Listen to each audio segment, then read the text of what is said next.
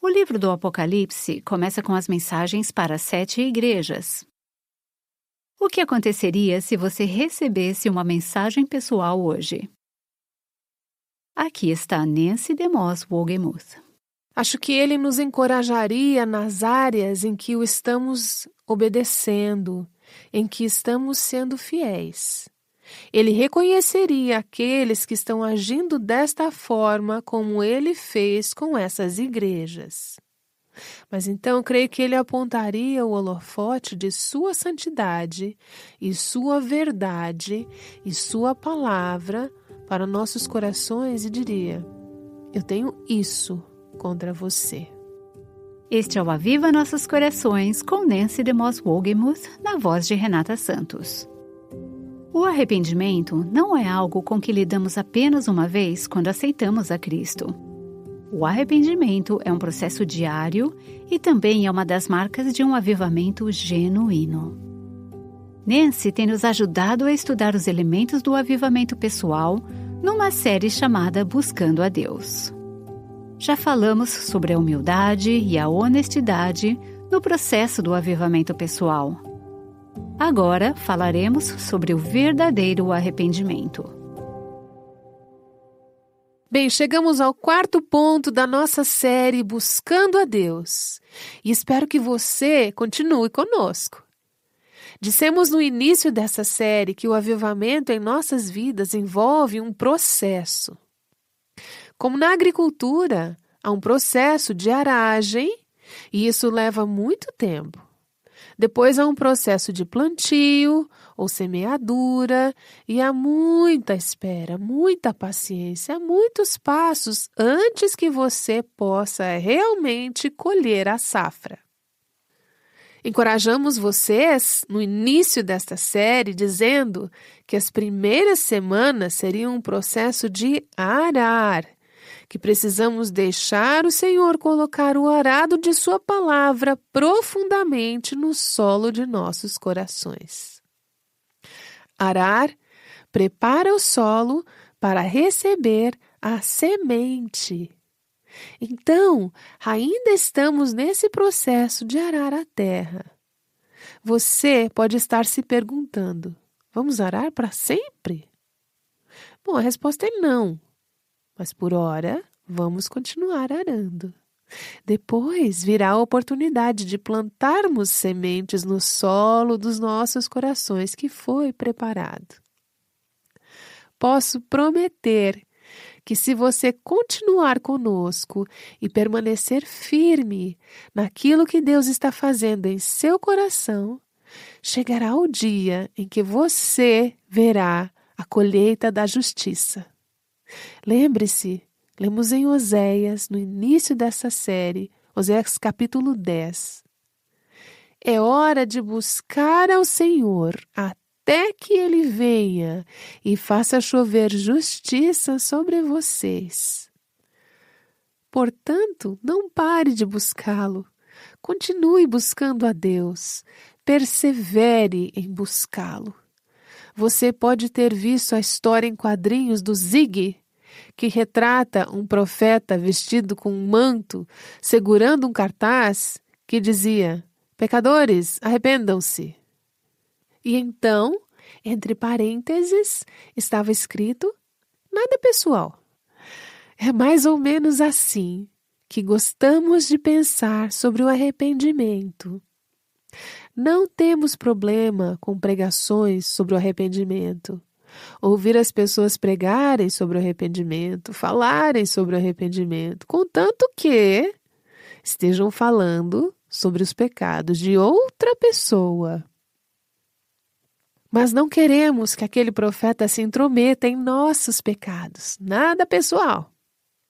Esse é o tipo de arrependimento que gostaríamos de ter e, no entanto, não há nada mais pessoal na vida de um cristão do que o arrependimento. Então, queremos focar na mensagem de arrependimento e já vou dizendo que é pessoal, sim. Não podemos dizer que não há nada pessoal na mensagem de arrependimento. Arrependimento foi a mensagem de João Batista, quando ele veio preparando o caminho para a vinda do Senhor Jesus. Mateus, capítulo 3, versículo 1, nos diz que, naqueles dias, surgiu João Batista, pregando no deserto da Judéia. E qual foi a sua mensagem? Arrependam-se, pois o reino dos céus está próximo. Essa foi a primeira mensagem de Jesus quando ele veio. Mateus capítulo 4, versículo 17 diz: Daí em diante, após o seu batismo, Jesus começou a pregar: Arrependam-se, pois o reino dos céus está próximo. As pessoas sabiam que essa mensagem era familiar, porque João já estava pregando a mesma coisa. Arrependam-se, pois o reino dos céus está próximo. O que João Batista estava dizendo? O que Jesus estava dizendo? O que a proximidade do reino dos céus tem a ver com o arrependimento? Bem, João e Jesus estavam dizendo que está vindo uma ordem mundial completamente nova. É um sistema totalmente novo. É uma maneira totalmente nova de fazer as coisas. É um conjunto de valores todo novo e totalmente diferente do que você já conheceu antes. E esse sistema, essa ordem mundial, esse reino, exige que você se afaste do reino do homem, do reino do eu, das regras, das leis debaixo das quais você tem vivido, do reino desta terra. Você tem ido nessa direção. E esse novo reino requer que você dê meia volta, que você vire, que você siga uma direção totalmente nova e que você comece a viver para esse reino diferente. Jesus estava dizendo: há um novo reino. Ele requer que você tenha um novo coração e isso lhe dará novos desejos, um novo estilo de vida e uma nova razão para viver, um novo plano para a sua vida. Ele estava dizendo assim: você tem que se arrepender e admitir que a agenda pelo qual você tem vivido é a agenda errada. O que Jesus está dizendo é: isso é o que significa ser um cristão. É isso que o cristianismo é. Ele é um reino totalmente novo e que está próximo. Jesus é o rei desse novo reino. Não é uma nova religião. Não é apenas uma coisa nova para você adicionar à sua vida. É uma nova esfera de vida. Você é transplantado de um reino para outro. Mas ir de um reino para outro exige que você se converta, que se arrependa, que você tenha um novo governante em sua vida, um novo Senhor, uma nova vida.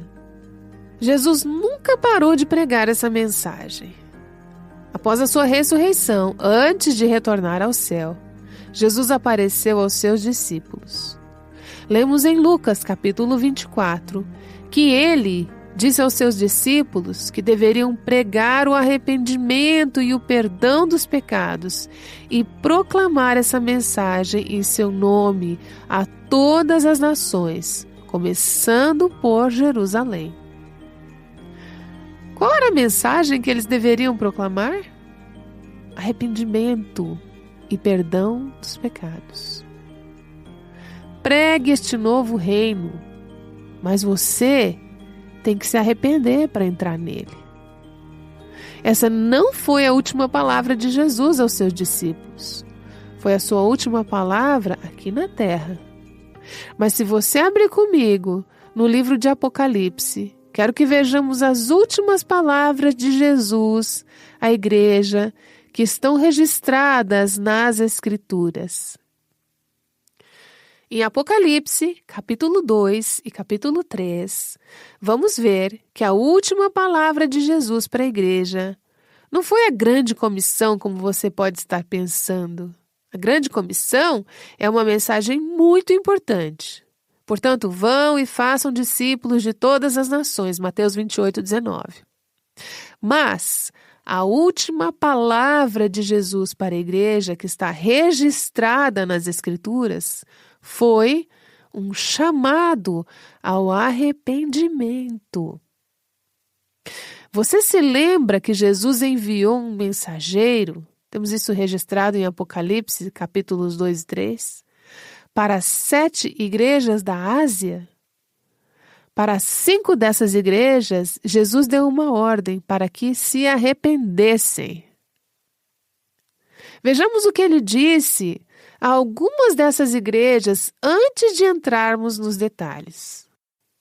Você notará que Jesus não disse a essas igrejas: "Oh, vocês precisam de um programa evangelístico mais forte."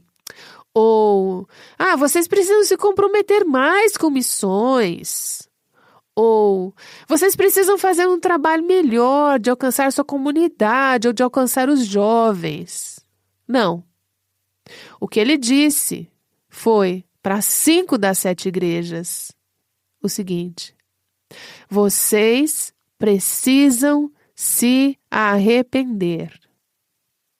Ao olharmos para essas igrejas, veremos que cada uma delas tinha qualidades. Algumas tinham muitas qualidades e Jesus as elogiou por essas qualidades. Mas ele não fez vista grossa para as coisas das quais eles precisavam se arrepender.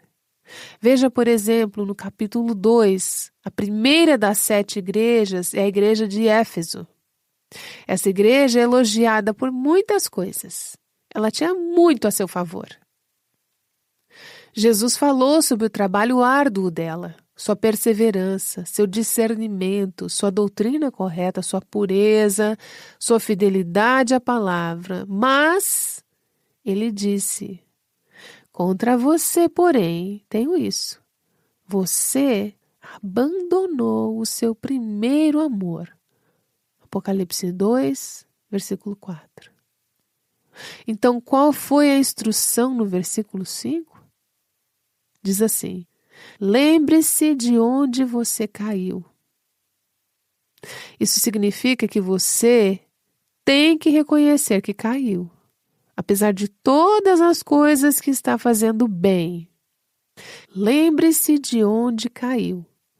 Arrependa-se e pratique as obras que praticava no princípio. Se você não se arrepender, virei a você e tirarei o seu candelabro do lugar dele. Eu vou apagar a sua luz, eu vou torná-la inútil, a menos que você, qual é a palavra? Se arrependa. Olha agora para a igreja em Pérgamo, no início do versículo 12, em Apocalipse, capítulo 2.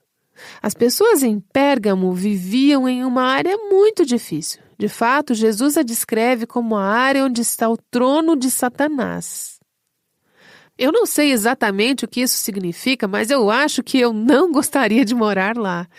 Lugar difícil de se viver. Mas Jesus disse o seguinte: contudo, você permanece fiel ao meu nome, vivendo neste lugar difícil, e não renunciou à sua fé em mim.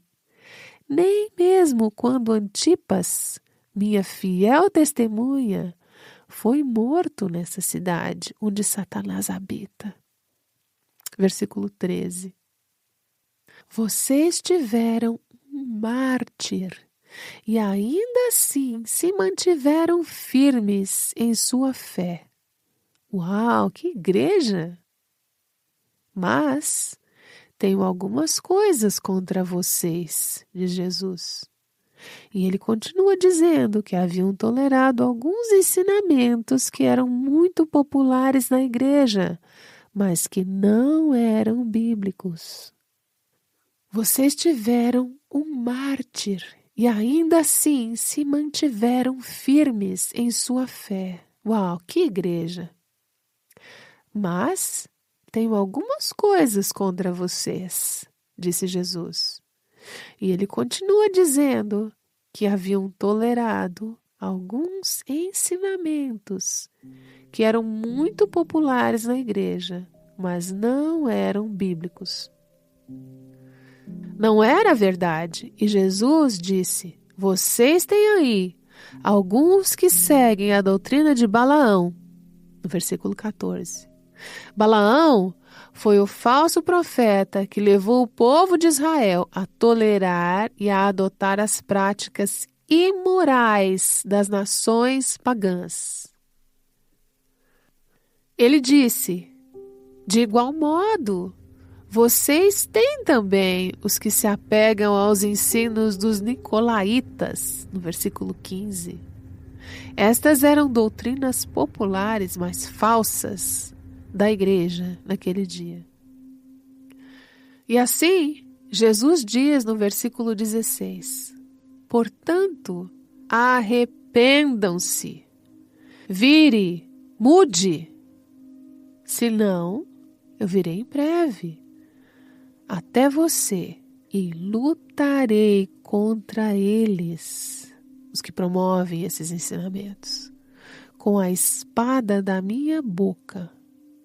E, claro, o que é a espada da sua boca? É a palavra de Deus, que se levantaria com a verdade para mudar a situação. Veja a igreja em Tiatira, começando no versículo 19 do capítulo 2. Jesus disse: conheço as suas obras, o seu amor, a sua fé, o seu serviço e a sua perseverança. Mas no versículo 20 diz assim: no entanto, contra você tenho isso. Você tolera Jezabel, aquela mulher que se diz profetiza. Com seus ensinos, ela induz os meus servos à imoralidade sexual e a comerem alimentos sacrificados aos ídolos. Nos versículos 21 a 22 diz assim: dei-lhe tempo para que se arrependesse da sua imoralidade sexual, mas ela não quer se arrepender. Por isso, vou fazê-la adoecer e trarei grande sofrimento aos que cometem adultério com ela, a não ser que se arrependam das obras que ela pratica. Veja, a igreja em Sardes, no capítulo 3, ele disse: conheço as tuas obras. Você tem fama de estar vivo, mas você está morto. Essa é a verdade. Sejamos honestos. Conversamos sobre isso anteriormente. Ser honesto sobre a sua verdadeira condição espiritual. E então ele diz, no versículo 3: lembre-se, portanto, do que você recebeu e ouviu. Obedeça e arrependa-se. Para a igreja de Laodiceia, versículo 15 de Apocalipse, capítulo 3, diz assim: conheço as suas obras, sei que você não é frio nem quente. Nós conhecemos bem essas palavras, né? No versículo 17 diz assim: você diz, estou rico, adquiri riquezas e não preciso de nada.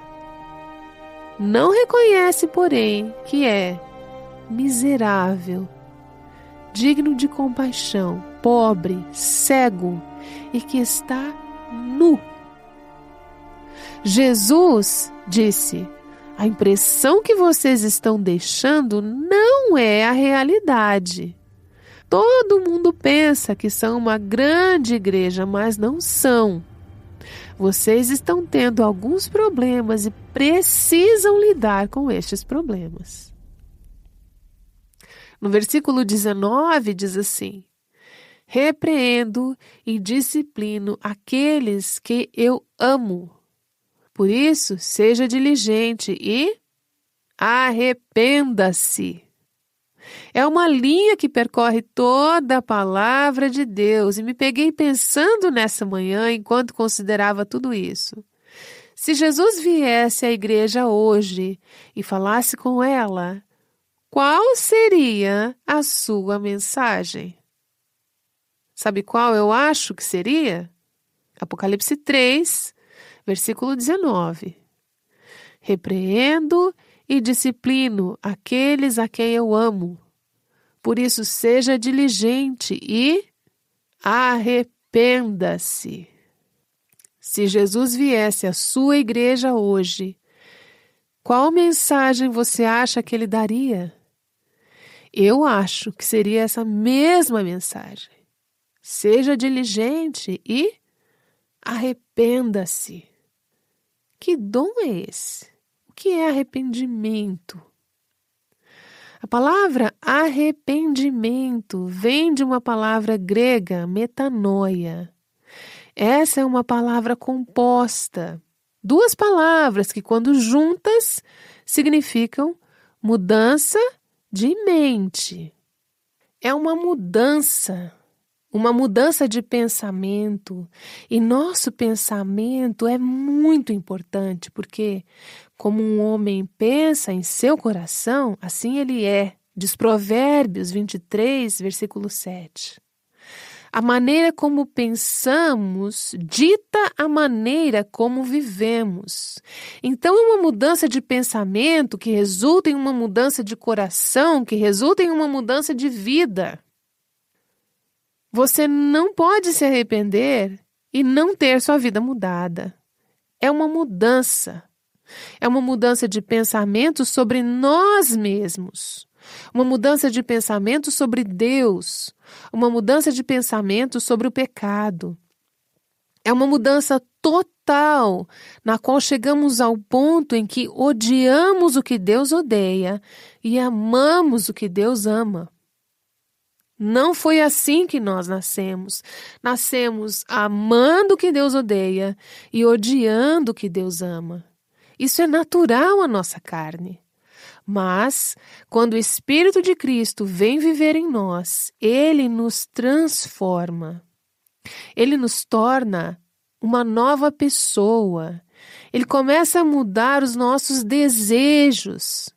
Chegamos a Ele por meio do arrependimento e, à medida que nos aproximamos dEle em arrependimento e fé, Ele continua nos concedendo o dom do arrependimento. De modo que estamos continuamente concordando com Deus e mudando a nossa maneira de pensar sobre nós mesmas, nossas circunstâncias, sobre Deus e sobre o nosso pecado. O arrependimento é dar meia volta. Você está indo em uma direção e começa a seguir em outra direção. Podemos pensar num jogador de beisebol e uma bola vindo em uma direção, em direção ao taco. Quando o taco se conecta com a bola dá uma meia volta, uma inversão total e agora está indo na direção totalmente oposta. Quando eu estava preparando esta série, um dos estudos sobre palavras que fiz nas Escrituras, que foi realmente fascinante para mim, particularmente no Antigo Testamento, foi esse mandamento e esse apelo para retornar a Deus. Retorne a Deus, vez após vez, particularmente no Antigo Testamento. Mas Deus está dizendo ao seu povo, voltem para mim, voltem para mim. Essa é uma descrição do arrependimento no Antigo Testamento, retornar a Deus. Deus diz, voltem para mim e eu voltarei para você. Em Malaquias, capítulo 3, versículo 7. Lamentações, capítulo 3, versículo 40, diz, examinemos e coloquemos à prova os nossos caminhos e depois voltemos ao Senhor. O que significa voltar para Deus? Acho que, em primeiro lugar, implica um reconhecimento de que o deixamos, que estamos em uma condição de retrocesso, que temos cometido adultério espiritual. Essa é a imagem que Deus usa muitas vezes no Antigo Testamento. Mas isso é difícil para o nosso orgulho. Preferimos dizer assim, cometi alguns erros, eu meio que tropecei, eu errei. Deus diz, não, diga do jeito que é. Eu fui um adúltero ou uma adúltera. Deixei meu primeiro amor. Eu tenho sido infiel a Deus. Você nunca conhecerá o Deus da Bíblia até estar pronta para reconhecer que áreas da sua vida abandonou para o amante da sua alma. Isso implica concordarmos que partirmos. E então isso sugere o retorno a Deus, sugere a restauração de um relacionamento que foi rompido. Deus é amor, Ele é um Deus relacional. Ele está nos chamando para um relacionamento com Ele. Quando Ele diz, volte para mim, Ele está dizendo, quero restaurar o relacionamento. Então isso sugere uma mudança de mente, coração e direção. Você amava o caminho que estava seguindo. Eu quero que você siga em uma nova direção agora. Volte para mim. Você estava se afastando de mim e agora volte para mim. Essa frase, volte para mim, não revela o coração de Deus? Ele é compassivo, Ele é misericordioso, Ele persevera conosco. Pensando na minha vida, eu tenho andado com o Senhor por quase 42 ou 43 anos. Quantas centenas, milhares de vezes, de maneiras grandes e pequenas. Se existe alguma maneira pequena, de cometer um adultério. Quantas vezes eu pequei contra Deus e Ele continua me dizendo, volta para mim, volta para mim, volta para mim. Eu quero você, eu te amo. O chamado ao arrependimento não é algo negativo. É a súplica mais positiva possível que Deus poderia fazer aos seus filhos que Ele ama. Essa mudança decisiva de direção se reflete no Salmo 119, versículo 59, onde o salmista diz: refleti em meus caminhos e voltei os meus passos para os teus testemunhos. Quando penso em meus caminhos têm sido contrários à tua palavra. E quando penso em meus caminhos, eu me arrependo. Eu volto meus pés para a tua palavra, para seguir o teu caminho. Isso é arrependimento. Paulo descreve o arrependimento em 1 Tessalonicenses capítulo 1, versículo 9, quando ele fala sobre como os tessalonicenses se voltaram para Deus, deixando os ídolos. Eles se voltaram para Deus, deixando os ídolos. Não é suficiente deixar os ídolos. Você tem que se voltar para Deus. Você não pode se voltar para Deus até que tenha deixado as coisas que têm roubado as suas afeições, roubado o seu coração. Você se volta para Deus deixando os ídolos para servir ao Deus vivo e verdadeiro. Precisamos entender que o arrependimento não é apenas uma experiência única. É uma atitude contínua do coração. É um modo de vida. A pergunta não é apenas, você se arrependeu? A pergunta é, você está se arrependendo? Você é um arrependido hoje? Você está arrependido? Você tem um coração arrependido diante de Deus? Essa é uma atitude do coração que está sempre dizendo, Senhor, qualquer coisa que o Senhor me mostrar ser pecado em minha vida, e qualquer coisa amanhã ou no dia seguinte ou pelo resto da minha vida que me mostrar ser desagradável a Ti, seja o que for, eu me afastarei disso para poder agradá-lo e ter um relacionamento correto com o Senhor. Esse é o coração de um arrependido. O arrependimento é fundamental para a vida cristã. É um ponto de partida. Em Hebreus, capítulo 6, versículo 1, o autor desafia aqueles cristãos a avançarem além das primeiras doutrinas elementares da fé cristã. Ele não está dizendo avançar e esquecer essas doutrinas, mas avançar para a maturidade. Ele lista quais são esses ABCs fundamentais e básicos da fé cristã, o ponto de partida. Hebreus, capítulo 6, versículo 1 diz assim: Portanto, deixemos os ensinos elementares a respeito de Cristo e avancemos para a maturidade, sem lançar novamente o fundamento. E aqui está o ABC. Sem lançar novamente o fundamento do arrependimento de atos que conduzem à morte, da fé em Deus. Arrependimento de obras mortas e fé em Deus. Esses são os ABCs. Até conhecer o alfabeto você não conseguirá ler. Você não pode chegar à maturidade na vida cristã até que tenha estabelecido o fundamento do arrependimento e da fé. Isso é fundamental. Esse é o ponto de partida. Quero que vejamos que o arrependimento sempre produz frutos. O arrependimento é uma atitude do coração, é uma mudança de pensamento. Acontece internamente. Não é possível ver o que alguém está pensando, não é possível ver o que está acontecendo no coração de alguém.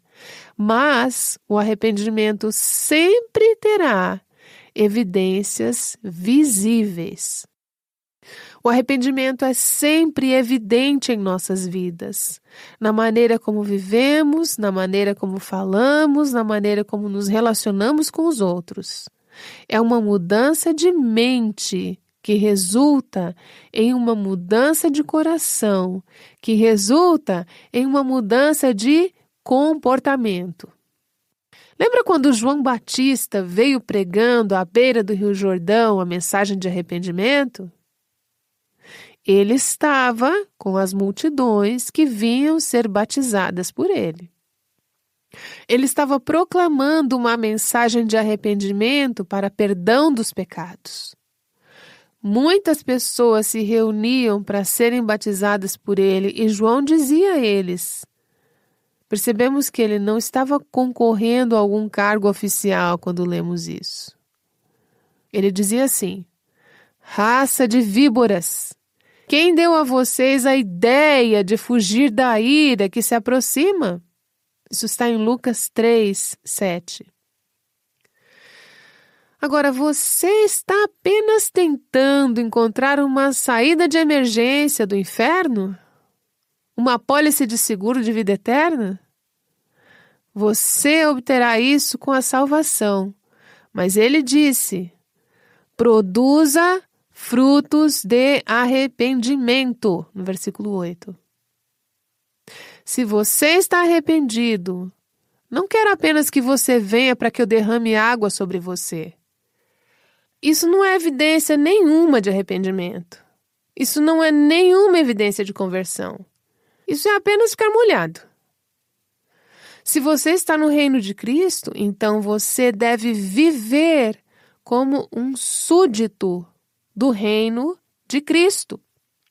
Se você tem um novo coração, então você tem que ter novos desejos. Você tem que ter novos valores. Você tem que ter um novo estilo de vida. As pessoas diziam: o que devemos fazer então? No versículo 10. E João foi específico. Ele disse: quem tem 2 túnicas, dê uma a quem não tem nenhuma. No versículo 11 fala isso. E quem tem comida, faça o mesmo. Os cobradores de impostos se aproximaram dele para serem batizados e perguntaram: como devemos mostrar os frutos do arrependimento? No versículo 12. E ele disse o seguinte: não cobrem nada além do que foi estipulado. Não trapaceie. É aqui que o arrependimento se torna prático. Nada de reclamar do seu salário, nada de reclamar do seu trabalho, nada de enganar as pessoas, nada de manipular o seu marido. Você está arrependido? João pergunta. Você quer ser batizado? Então mostre que você se arrependeu através do seu viver. Richard Owen Roberts escreveu um livro maravilhoso sobre o avivamento. E nesse livro ele diz: o verdadeiro arrependimento afeta o homem todo, altera o estilo de vida todo e não cessa. Você entendeu? O verdadeiro arrependimento afeta a pessoa toda, altera todo o seu estilo de vida e não cessa. Agora, você é um arrependido? Você é uma mulher arrependida? Aprender a se arrepender é algo sério. Nancy DeMoss Wogemuth tem nos ajudado a entender o preço do arrependimento e por que ele é tão valioso. Uma mulher nos escreveu enquanto enfrentava um problema difícil em sua igreja. Ela disse: obrigada por sua sabedoria sobre o quebrantamento. Esta mensagem mudou nossas vidas e nossa família. Ela continua dizendo que isso a deixou renovada e cheia de alegria. Bem, é um grande privilégio encontrar mulheres como essa mulher. E isso não aconteceria sem as orações e os presentes generosos de ouvintes como você. Seu apoio nos possibilita fornecer ensinamentos bíblicos ricos que impactam a vida de mulheres em todo o mundo. Seu presente faz a diferença. Se você foi abençoada pelo Revive Our Hearts e gostaria de ver o trabalho continuar a crescer e alcançar ainda mais mulheres, você consideraria doar financeiramente ao ministério? Visite nosso site www.avivanossoscorações.com/doações para mais informações sobre como poderá doar para o ministério. Você só poderá experimentar um crescimento espiritual em sua vida se passar primeiro pelo arrependimento. Nancy falará mais sobre isso no próximo episódio. Esperamos você aqui no Aviva Nossos Corações. Aviva Nossos Corações, com Nancy DeMoss Wogemuth, faz parte do ministério Life Action.